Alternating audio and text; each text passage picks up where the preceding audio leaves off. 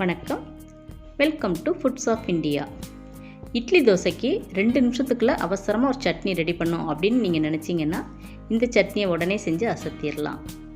நம்ம சாப்பிட்டுட்டு இருக்கும்போது திடீர்னு வீட்டுக்கு கெஸ்ட் வந்துடுறாங்க, அவங்களுக்கு நம்ம உடனே ஒரு சட்னி ரெடி பண்ணோம் அப்படின்னாலும் இந்த சட்னியை நம்ம ரெடி பண்ணிடலாம். இந்த அவசர சட்னி எப்படி ரெடி பண்ணலான்னு இப்போ நம்ம பார்க்கலாம். இந்த சட்னி ரெடி பண்ணுறதுக்கு அதிக பொருட்கள்லாம் தேவைப்படாது.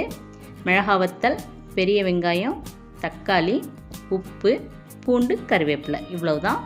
இந்த சட்னி ரெடி பண்ணுறதுக்கு எடுத்துருக்க அளவு 4 பேர் உள்ள ஃபேமிலிக்கு கரெக்டாக இருக்கும். முதல்ல மிக்ஸி ஜாரில் 7 மிளகாய் வத்தல், இந்த சட்னிக்கு தேவையான அளவு உப்பு போட்டு நைஸாக அரைச்சி எடுத்துப்போம். இந்த மாதிரி உப்பும் மிளகாய் வத்தலையும் தனியாக போட்டு அரைச்சோம்னா அந்த மிளகாய் வத்தலில் இருக்க விதைகள் அரைப்பட்டுரும். இப்படியும் நம்ம அரைச்சிக்கலாம். அப்படி இல்லைன்னா மிளகாய் வத்தலை ஒரு அரை மணி நேரம் தண்ணியில் ஊற வச்சும் நம்ம அரைச்சி எடுத்துக்கலாம். இப்போ ஒரு பெரிய வெங்காயத்தை இந்த மாதிரி நறுக்கி போட்டுக்கலாம். இது கூட மீடியம் சைஸ் தக்காளி 3 இந்த மாதிரி நறுக்கி போட்டுப்போம். 3 பல் பூண்டு, கொஞ்சமாக கறிவேப்பிலை, இதையும் இதில் சேர்த்துக்கலாம். தக்காளி போட விருப்பப்படாதவங்க அதுக்கு பதிலாக சின்ன நெல்லிக்காய் அளவு புளி இதோட சேர்த்துக்கலாம். இப்போ இது எல்லாத்தையும் மிக்சியில் நம்ம அரைச்சி எடுத்துருவோம். இதுக்கு தண்ணி ஊற்றி அரைக்க தேவை கிடையாது. தக்காளியில் இருக்க தண்ணியே சரியாயிரும். இப்போ இந்த மாதிரி மீடியமாக அரைச்சி எடுத்துப்போம். ரொம்ப நைஸாகவும் இல்லாமல் ரொம்ப கொரன்னு இல்லாமல் இந்த மாதிரி மீடியமாக இருக்கட்டும். இந்த சட்னியை அப்படியே நம்ம இட்லி தோசைக்கு எடுத்துக்கலாம். நல்லா டேஸ்ட்டாக இருக்கும். ஒரு சில பேருக்கு அந்த வெங்காயத்தோட பச்சை ஸ்மெல் பிடிக்காது.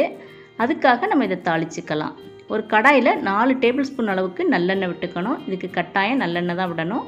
எண்ணெய் நல்லா சூடான உடனே அரை டீஸ்பூன் கடுகு உளுந்தம் பருப்பு, வாசத்துக்கு கொஞ்சமாக கறிவேப்பிலை, அவ்வளவுதான். இப்போ தாளித்ததை நம்ம அரைச்சி எடுத்து வச்சுருக்க அந்த சட்னி மேலே ஊற்றிடலாம். இந்த எண்ணெயோட ஹீட்லையே இந்த வெங்காயம் தக்காளியோட ராஸ்மெல் எல்லாமே போயிடும். இப்போ இது எல்லாத்தையும் நம்ம நல்லா மிக்ஸ் பண்ணி எடுத்துக்கணும். அவ்வளோதான், நம்மளோட டேஸ்டியான கார சட்னி ரெடி ஆயிடுச்சு.